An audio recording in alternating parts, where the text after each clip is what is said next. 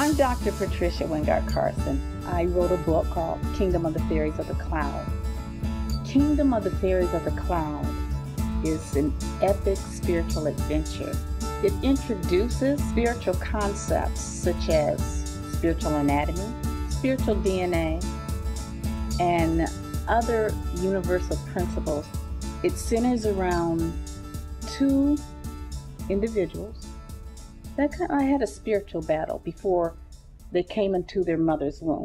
The male child, which is named Adama, and the female child named Ava.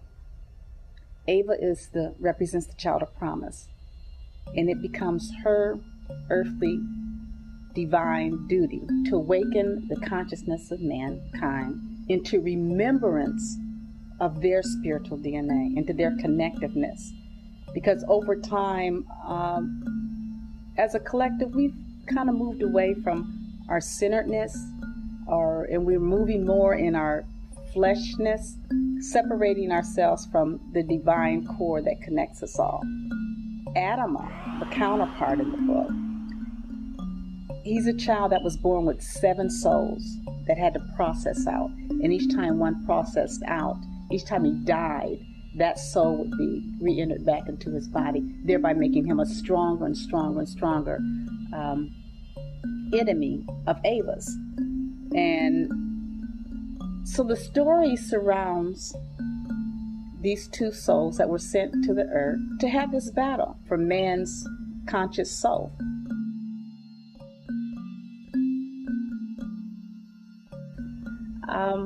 I myself needed some balancing, and so I was flying to Florida for a little R&R. Well, I was going through a transitional period in my life. Divorce.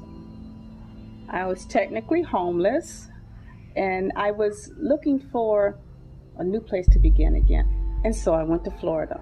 Now, what happened on this trip to Florida was something that I've never ever experienced before.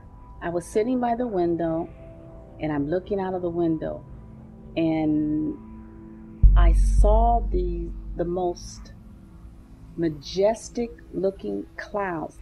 And so as I'm looking at these clouds, I began to look around the plane to see, does anyone else see this, or is anyone else feeling this?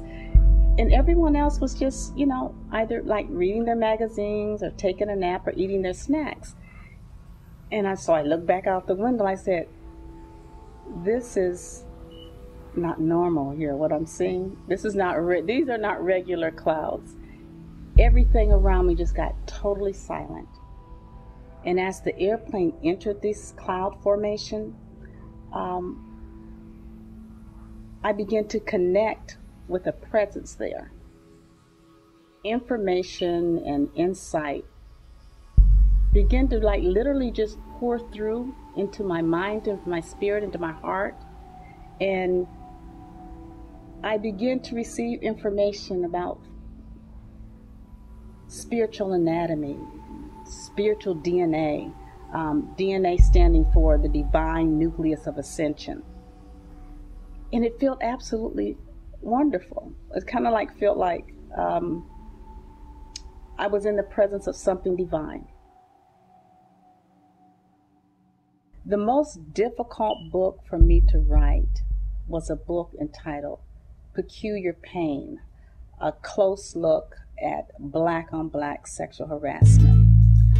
Thus the title. Because it was an actual experience for me.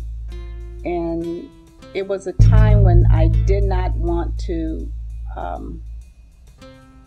really stand up for myself, because to stand up for myself would mean to talk against my brethren. And that for me created a peculiar pain. But the book came out of me journaling and to keep myself balanced and whole during the whole process. I would keep journals. So even during that process, that downtime in my life, and it was a job when I was making the most money I've ever made in my life. I was using my college degree, And all I wanted to do was to go to work and get paid and come back home to my family. And I wasn't afforded that opportunity. And I lost my job in behind that. So along that line, those journals turned into a book. That book itself catapulted me into the national speaking arena, Peculiar Pain.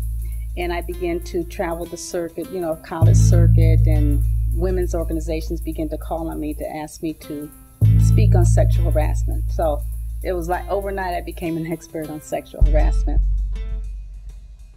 It was an experience, one that I don't regret, but it was one that I was hesitant in embracing. But it's all part of the journey. I lived 10 years in poverty. And during those days, I was divorced, raising two sons, and we were determined, we were a team, to get out of poverty. And so that process to me was to go to school, get a college education. Back then I had a fear of numbers, and I had to take a lot of math classes, statistics and probability, accounting, 4 levels of accounting, et cetera, in the math and numbers. And so I would write term papers for my college student friends, and they in turn would tutor me in math. They would get A's and B's, on their papers, and that's when I realized, oh, there's something to this, maybe I can write a little bit. Maybe one day I can make a living at this. My confidence level is one that I had to grow into. As a child, I had a severe speaking handicap. I was a profound stutterer due to an accidental fall while my speech was formulating as a child. I think it was maybe 2, maybe 3 years old. And I stuttered and stuttered and stuttered all the way up maybe until like the 6th grade. But it never stopped me from getting in front of people, because my grandfather, I had like a photographic memory, and I could memorize every story that he would tell me. And he would want me to entertain their guests when they would come to visit at my grandmother's house, he and my grandmother's house. And I probably had to be no more than 2 feet tall. And I could recite all of these stories, stand in the middle of this circle with my grandfather and grandmother's guests around me, and I'm in the middle of this circle just telling these, repeating these stories that my grandfather had told me. And I would do it with a stutter. Even though I was handicapped with the stutter, with the speech impediment, I never was made to feel bad about it, because it made my grandfather smile. So when other people laughed at me, I laughed with them, because it sounded funny and it felt funny. And so I guess I was destined to not allow that impediment become a stigma within my own mind, and to hold me back and down and halt my confidence, because I just, sailed through it. And I think it was the joy that I got telling short stories for my grandfather that helped me do that. We all have our polar ends. And so as a reader is reading about this characteristic, or a deed that this character did,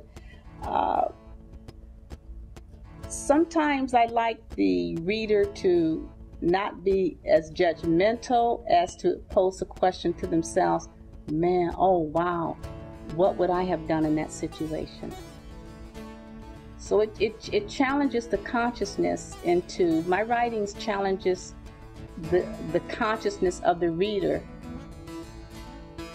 to ask those type of questions. Because I believe that everyone has a story to share. And the way that story is shared, your story can inspire others, and sometimes literally save lives.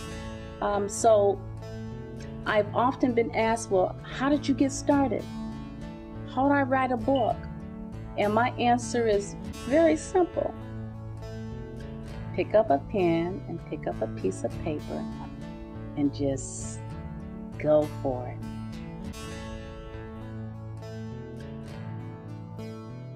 What you can expect from Dr. Patricia Wingard Carson is I have been approached by a group of individuals that have excellent talent and skills, and we're bringing all of that together, and we have created full spectrum cinematic audio books.